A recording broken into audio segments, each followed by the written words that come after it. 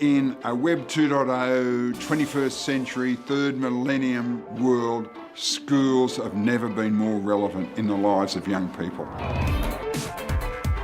The emphasis now is on the student and how the student learns, and not just the content of what the students learn. Use the program, I think That's been a massive shift. The things that excite me the most about Catholic schools is that it's an opportunity to relate to children in a growing way and to learn from them about learning, about enhancing their own abilities, the wonderful qualities that they bring.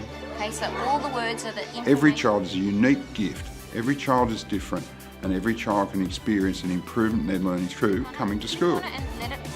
In terms of the students' learning, there's a great enthusiasm for learning and a thirst for learning that I haven't seen before. We want them to be lifelong learners who are self-sufficient, who can collaborate, who can ask questions, who are problem solvers, and I think learning in this environment is really promoting that for the children. I'm catering for children's needs and helping them to learn in an environment that they feel comfortable in and that they can get the most out of.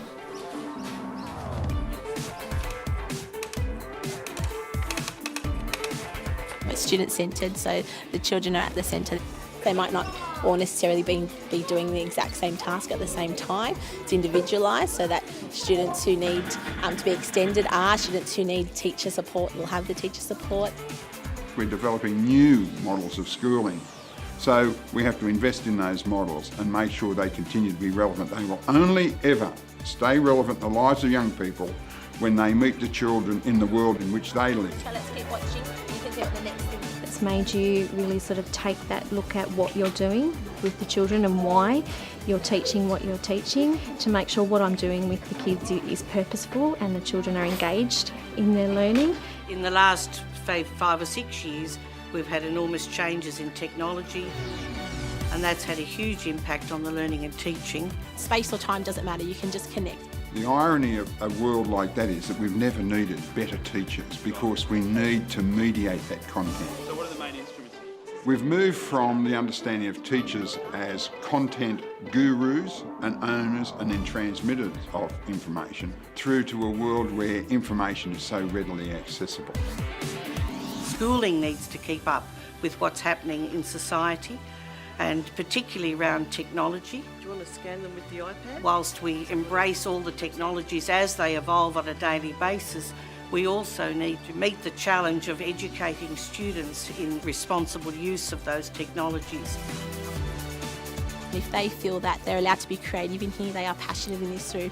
If we give them the skills and build up those skills in them, they're learning far beyond the four walls of this environment. Schools are going to be central in making sure that every child has an experience where they can learn how to contribute in the world.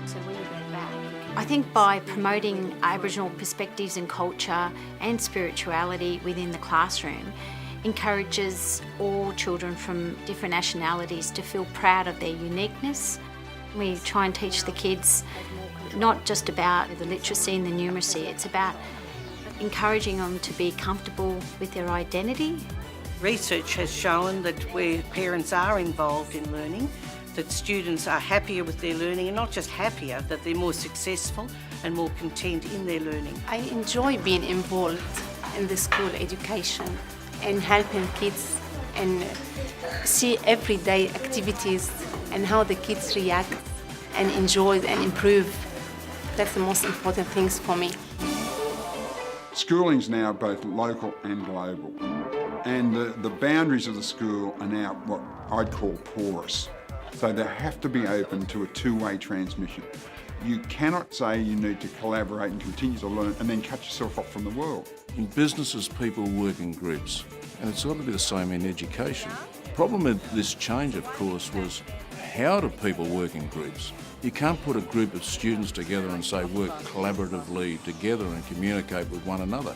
So the best way to do it is to train them how they work together. What's the general status of women in the medieval period? We are going to send a group of 15 Year 10 students to Singapore for 4-day training, not on content, but on how you become a learner. I think that children learn so much from each other, and to be able to talk to each other and work together, it really opens children's minds up to different ways of thinking. So the really dynamic and powerful learning organisations, learning communities that our schools are becoming are the ones that establish links both locally, nationally and globally, and know how to mediate those and how to connect and collaborate and share across those, because that's how you build capacity. Here in Parramatta, we have a very simple but sharp focus. We're on about improving the learning for every child. We recognise that every child is unique, is a great gift, so that they can all achieve and improve through the business of going to school.